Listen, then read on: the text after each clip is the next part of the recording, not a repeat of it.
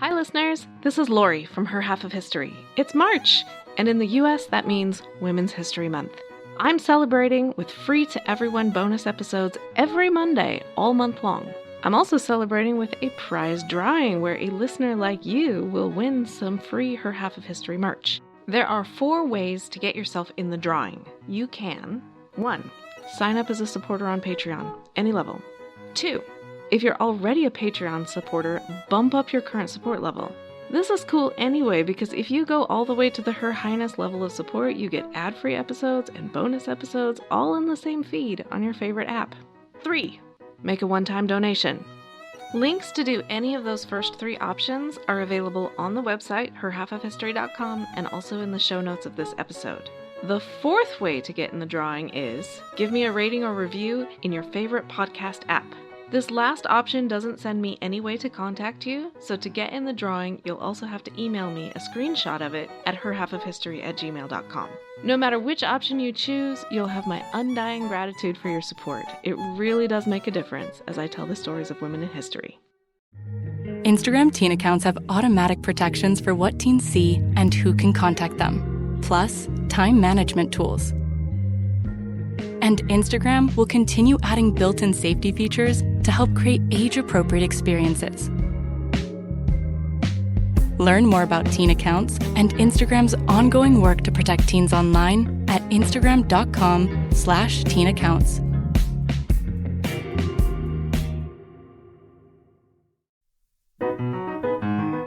Welcome to Her Half of History. My name is Lori. The current series is Great Painters, but the immediate question is, what is the next series topic? My poll for that is live on Patreon, and, small change to the system, it is available even if you have not and do not want to sign up as a subscriber. It's free. All you have to do is click on the Patreon link in the show notes or on my website, or visit patreon.com and look me up as Her Half of History. Then you too can vote on the topic for Series 11. And your choices are 1. The history of girlhood with topics like toys, education, chores, puberty rights, and more. 2. Women on the March. This one would have episodes on the Women's March on Versailles in 1789, the Nigerian Aba Women's War of 1929, Women's Strike for Peace in 1961, etc. 3. Dry Bones. The stories of women for whom we have only the physical remains, like the Inca Ice Maiden, Egyptian mummies, and Danish Iron Age peat mummies. Or 4, you make your own suggestion and leave it in the comments on the poll. Every vote counts, so do your patriotic duty and go out to Patreon to vote your conscience. Back to Series 10, Great Painters. Today is episode 10.11, Hilma af Klint, an abstract painter. We have arrived at modern art. When my daughter was ages 3 to 6, we lived in a couple of different places in Europe. We traveled as much as is possible with a small child and a tight budget. We went to many of Europe's greatest art museums, and at one point my small child turns to me and says, in all seriousness, "What does modern art mean? Does it mean not good?" Some of you might respond that she just said out loud what everyone else was thinking anyway. Nevertheless, I am going to round out this series with 4 modern painters, all of them wildly different from each other, and I hope you will like at least one of them. Hilma af Klint was born on October 26, 1862, in Stockholm, Sweden, to a family of naval officers and minor nobility. That means she is absolutely no relation to the Austrian Gustav Klimt, who painted The Kiss. His name has an M, Hilma's got an N. The only thing in Hilma's childhood home that approximated art was the collection of nautical charts. She was sent to school, which means she had parents who valued education. You can tell because they had to pay for it. The state only valued education for boys. That was what they offered for free. Hilma was relatively privileged. She finished secondary school and took painting classes so she could be among the first women to enter the Stockholm Royal Academy of Art. Women were allowed, but they were trained separately from the menfolk, and even so their presence was controversial. The complaints against them were strongly worded, but still boil down to the same intellectual level as saying girls have cooties. When she wasn't at art school, Hilma was attending séances. Yes, séances. In the modern world, many, but not all, people are inclined to smile at the idea of using a Ouija board to speak to the dearly departed. But the spiritualist movement was completely serious in the late 19th to early 20th century. Mary Todd Lincoln held séances in the White House. Queen Victoria did the same in Buckingham Palace. Thomas Edison worked on a spirit phone that was supposed to call the dead. Arthur Conan Doyle wrote Sherlock Holmes stories, and he also wrote books on psychic research, declaring in one that though he had once thought that people who believed that stuff had a weak spot in the brain, quote, a man has to be very self-satisfied if the day does not come when he wonders if the weak spot is not in his own brain, unquote. If people of their caliber said it was real, who was a teenage girl from Stockholm to argue? The first recorded direct message from spirits unknown to Hilma herself was, God be with you, my child. A clear light has come to your path. Do not let it be shadowed by the darkness of doubt, but wander happy and humble in its glow, thanking the Lord for his infinite love. Do not fear, even if you hear voices that want to frighten you because of the light. These are the temptations that you must reject, for a child that believes never fears. Seances were conducted in a group and meticulous notes were kept, but we have no record of Hilma's response to this, but she did keep attending. Her art at this time was entirely conventional. Her major piece in 1887 to 1888 was a large painting of Andromeda at the sea. Andromeda in Greek mythology was the princess whose parents angered Poseidon, so he sent a sea monster, and Andromeda got chained to a rock to serve as tribute until Perseus showed up and rescued her and married her, and they lived happily ever after, or something like that. Andromeda had been painted many times before, damsels in distress having a great appeal across the ages. The main things that set Hilma's depiction apart are that she didn't bother with painting the monster, and her Andromeda looks more contemplative than scared.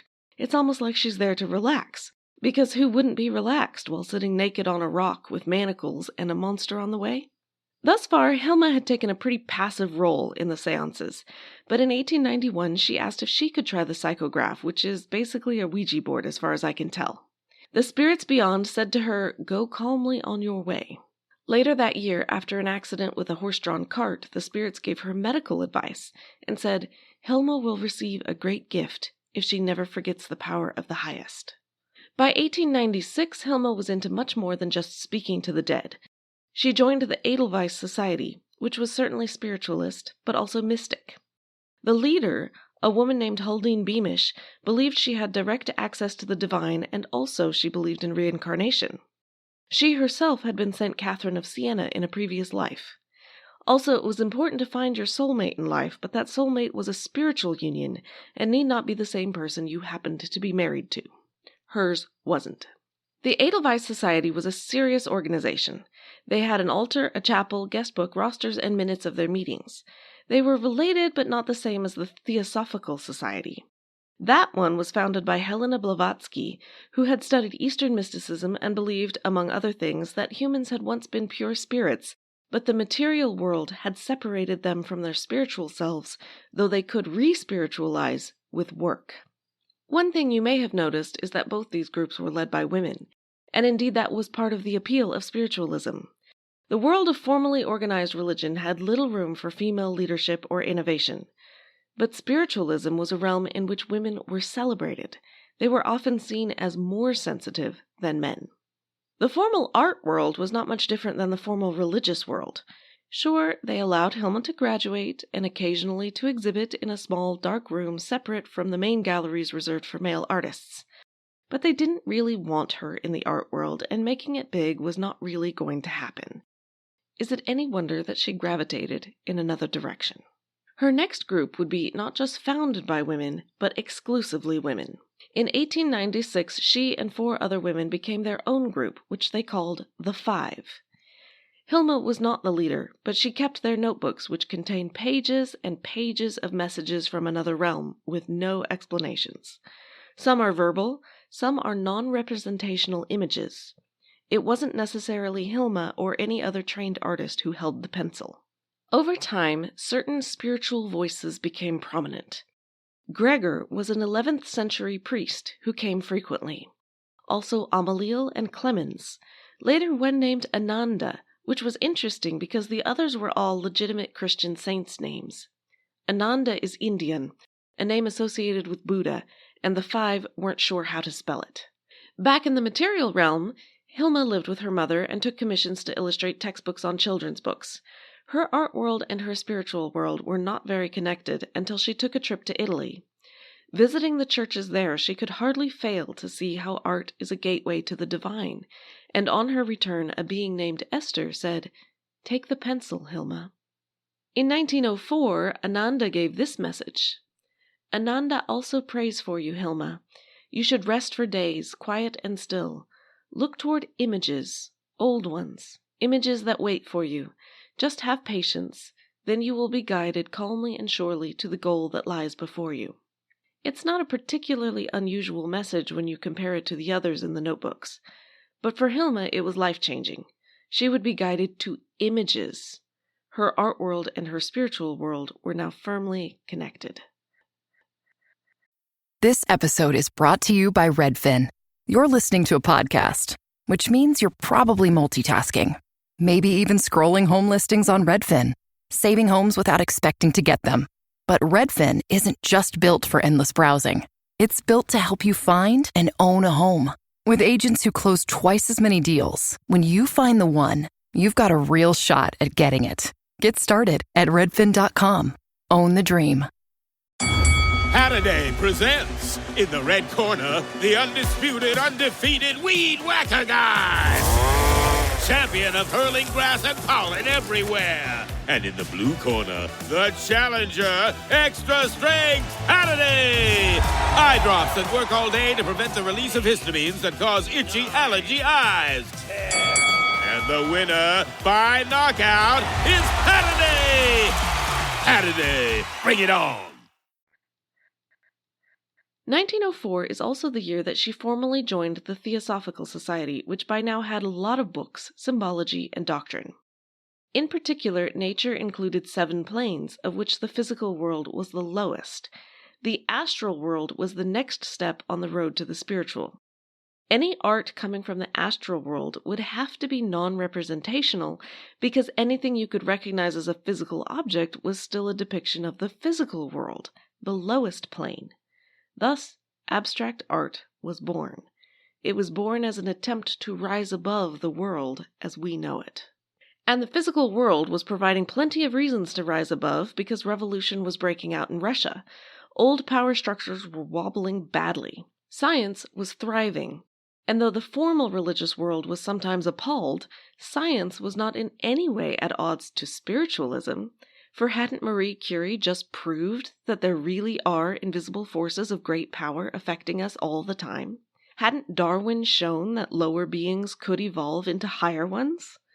Yes, I know a scientist could argue with that interpretation, but as far as the spiritualists were concerned, science was proving what they had believed all along. Let's just not talk about what the nascent science of psychology had to say. That one was at odds with spiritualism. Hilma began painting a series called Primordial Chaos in 1906. These were mostly blue, yellow, and green. They featured spirals, lines, and occasional words and letters. Hilma was 44 years old, and nothing like these paintings had ever been seen before. On the physical earth, anyway. The astral world congratulated her, and their comments are recorded. The physical world continued to not see art like this, for the voices advised Hilma that as long as it is necessary, the paintings must remain hidden from the eyes of the general public, until the time to come forward is possible. Primordial Chaos was quickly followed by a series called Eros, and then one called Large Figure Paintings, and then The 10 Largest. These last are all as big as barn doors, and have many bright colors, swirls, and flower-looking things. They also have letter combinations like MWU, which Hilma recorded means faith, but other symbols seem to confuse even her. The spirits were not confused. They said, "You've now completed such glorious work that you would fall to your knees if you understood it." It was good to have a spiritual fan club because fans on Earth were in short supply. The artist she shared a studio with declared her work unsuitable. Rudolf Steiner, now the international leader of the Theosophists, looked at a few of her paintings on his visit to Sweden, but he refused to stick around long enough to have the kind of dialogue with her that she obviously wanted. Even the 5 were dubious. They didn't like how Hilma had seized control of their group. Undaunted, Hilma carried on. In 1914, she began a series called The Swan, and the first painting in it actually looks like 2 swans. But each painting in the series becomes more and more abstract until by number 17, it's a set of colored circles. How the swan fits in, I don't know.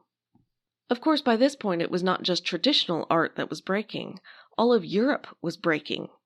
Sweden managed to stay neutral in World War I, but it was still affected. Among the refugees who fled to Stockholm was one Vasily Kandinsky, also a spiritualist, and also one who had used that spiritualism to create abstract art. He exhibited in Stockholm, and the leading Swedish psychiatrists said that work like his was a clear sign of mental illness. Hilma either didn't know or didn't care. Her notebooks don't mention Kandinsky's presence at all. Though she was still chasing commissions of traditional art to pay the bills, she was utterly absorbed in other worlds. As men died by the thousands across Europe, Hilma wrote 2,058 pages on Studies of the Life of the Soul. Among other things, she writes about woman-man, that's one word, and man-woman, also one word, and how misleading appearances are. Many who fight in this drama are dressed in the wrong clothing. Many female costumes conceal a man. Many male costumes conceal a woman. Hilma did not believe that gender stayed the same through reincarnations. She herself had been a man before, and in her symbolic work she often assigned herself the masculine role. It is impossible to read about this in the modern world without thinking about the LGBT movement. But while I think Hilma would have been very intrigued by modern developments there, I'm not clear on exactly how she would have fit herself into it. As far as I can tell, for example, she never attempted to change her name, her dress, or her pronouns. Certainly medical interventions were unavailable to her. But if she had lived later when these concepts were at least somewhat socially accepted, maybe she would have done such things. On the other hand, maybe her masculine qualities belonged purely in the spiritual world, not the physical. Maybe her desire for a masculine role was purely based on frustration with women's status at the time. Or maybe not. What is clear is that she lived and worked surrounded by women. One of them left brief journal entries that describe Hilma in frankly sexual terms. But as far as I can tell, Hilma's notebooks don't leave anything like that, for either men or women, nor would I expect them to. Such things certainly existed, but few wrote them down. Basically, I don't know what labels she would have claimed if claiming LGBT labels had been an option for her. In the 1920s, Hilma tried to chase down Rudolf Steiner again. By now he had headquarters in Dornach, Switzerland, for a whole community of theosophists. Hilma went several times. He barely made time to speak to her. He did have an impact on her, though. On his advice, she got rid of hard lines in her next series. It is pure color. What Steiner did not offer to do was house her paintings. She was completely out of space, and she wanted them seen by those who would appreciate them, preferably in Dornach among theosophists.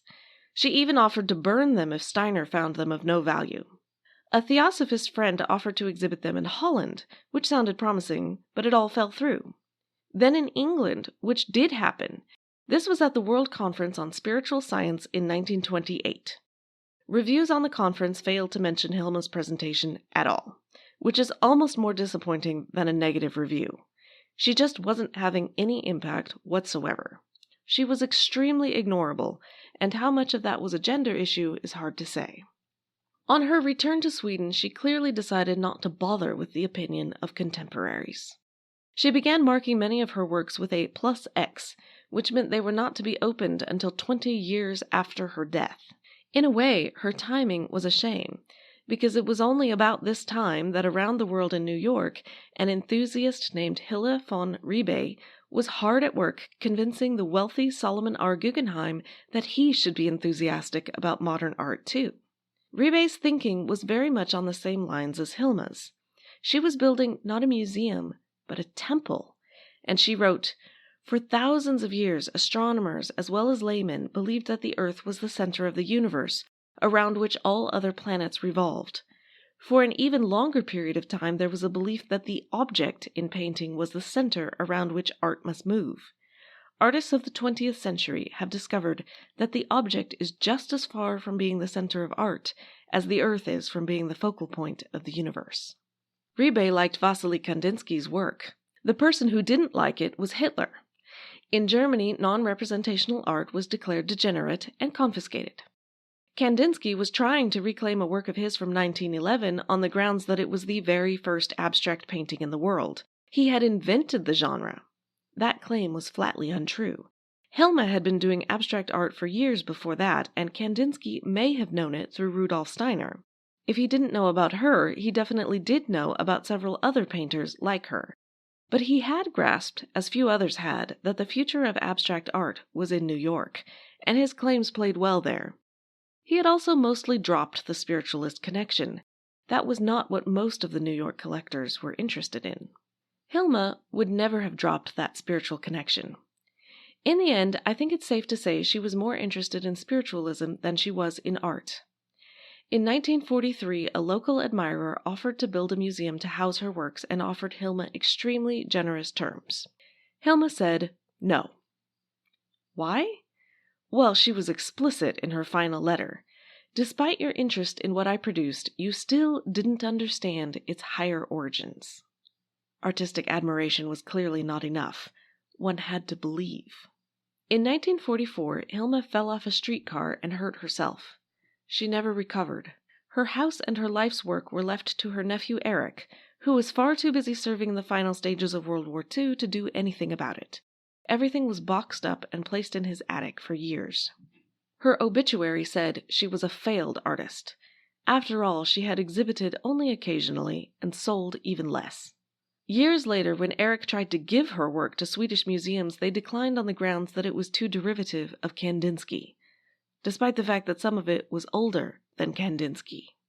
The first major exhibition of Hilma af Klint was in Los Angeles in 1986, and since then her fame has soared. When the Guggenheim in New York finally displayed them in 2018, they had more visitors for it than for any other exhibition in their history. They had to extend their hours to accommodate them all. The question is whether Hilma would have been pleased with achieving artistic acclaim at last. I don't think the Guggenheim asked visitors whether they were believers in the astral world before admitting them. Some of them quite clearly were not. The New York Times began its review with these words: "If you like to hallucinate, but disdain the requisite stimulants, spend some time in the Guggenheim Museum's staggering exhibition, Hilma af Klint, Paintings for the Future." I suspect Hilma would have been offended by the word hallucinate. But in a secular sense, the review was entirely positive. In episode 10.1, I referenced Linda Nochlund's 1971 essay, "Why Have There Been No Great Women Artists?" According to the New York Times, Hilma's disappearance and then reappearance on the art scene settles the question. There have been great women artists, but their achievements reach us in circuitous ways because of the obstacles that plague artists generally and women particularly.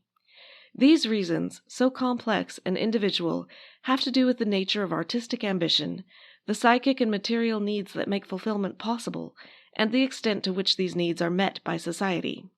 Some artists, in response, create their own citadels of rationales, systems, and even delusions. My major source for today is Julia Voss's biography, Hilma af Klint. You can see all the other sources, plus a transcript and pictures at the website herhalfofhistory.com. You can tell me in the comments whether you think Hilma was crazy, delusional, gifted, or inspired. Follow me on Twitter at her_half or on Facebook and Instagram as Her Half of History. And don't forget to vote on Patreon. Next week, we have an entirely different modern painter. It's the early expressionist painter, Paula Modersohn-Becker. Thanks.